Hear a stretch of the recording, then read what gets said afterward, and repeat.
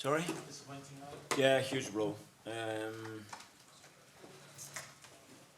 We really wanted to go through and fight in the competition and go for it. And today we tried for 120 minutes and the penalties, and it wasn't enough. So first of all, congratulations to Sporting Lisbon for going through.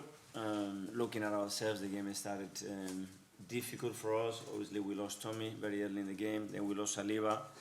And that left us with a really difficult game management because we only had a window to make the subs, and a few players could not play 90 minutes.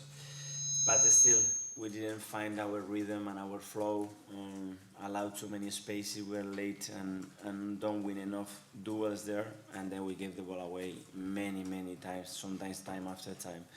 And then the last 20 minutes we got the flow, we got the momentum, we got into the final third much more, we created 3 big chances, and we didn't score. And I think when we went to the extra time, we showed incredible energy again and top mentality when it wasn't our best day to keep going, and we had another 2 big chances. We didn't win, and at the end it comes to the penalties. It's a lottery, and today it didn't go our way. You mentioned Would you mind to go a bit closer to the microphone, please?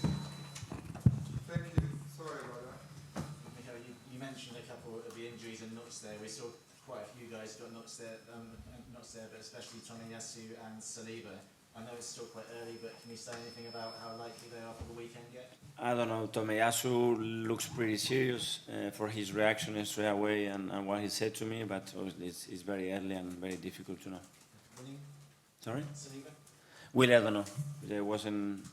He had some discomfort and he could not carry on, so we had to take him out. Mikel, I know obviously it's a blow in terms of being knocked out of the competition, but given the injuries and several players look to be kind of limping or struggling towards the end, just how kind of worried are you that this could have lasting damage, heading into big games in the Premier League with the injuries you picked up? I don't know. We've been carrying injuries throughout the season. We had Emil out for 4 months. We have Gabriel Jesus out for 4 months.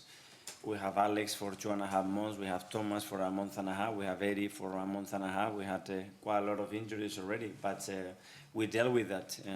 The disappointment is not going to go away. The disappointment is there now, but it brings clarity. It's 11 games to play now, 11 Premier League games, and we have a final. The first final is against Crystal Palace, and we have to recover, put all the energy there and all the focus there, and play better than today. Put the same effort as today and win it. James. Mikel, Gabriel Jesus looked sharp in the first half. Was the plan to bring him on? Yeah. So he's never going to play more than 3 And we decided to do that because we had to manage the subs, and thanks God that we took him out, especially after the 2 windows that we had to use in the first half, but that was the plan. And Leo is coming from an injury as well, so we knew that the game could go to extra time, and we had to manage that, and he looked okay. Mikel, they're unfortunate to crash out the tournament that way. Your team's in a very unique position where you are locked in with Man City for the league. Though unfortunate, given the fixture congestion with the World Cup and everything, could it potentially be a blessing in disguise? You can focus more on. I cannot see it today that way. I don't know. You go through the competition, you win it, is magnificent. If it's not and affects your plans in the league, that's a different story. But we wanted to go through, and we put everything and the effort that the boys put. When it wasn't our best day, individual and collectively, the hunger and that desire that it showed to win, the way they were tracking back, it was incredible. They really wanted it, and today it didn't happen. So we need to put the head up and now look. For Palace, is what it is. It's 11 games. The first one starts on Sunday. Mikel, The team overcome so many psychological hurdles this season. How is Gabby Martinelli, and how do you think he'll react to disappointment like that? He will react well. Obviously disappointed today. We all are. When you take those decisions, that possibility is always there. He will learn from it, like Bukayo did in the past, and move on. How important is it now that you don't let the players sort of wallow in this, because they can't afford to, can they? There's so much at stake. You can't afford to let this sort of hang over into the Premier League. No, we gave everything. It wasn't our day. We were our best individual and collectively, but they absolutely gave every drop of effort that they could on that pitch, and it wasn't enough.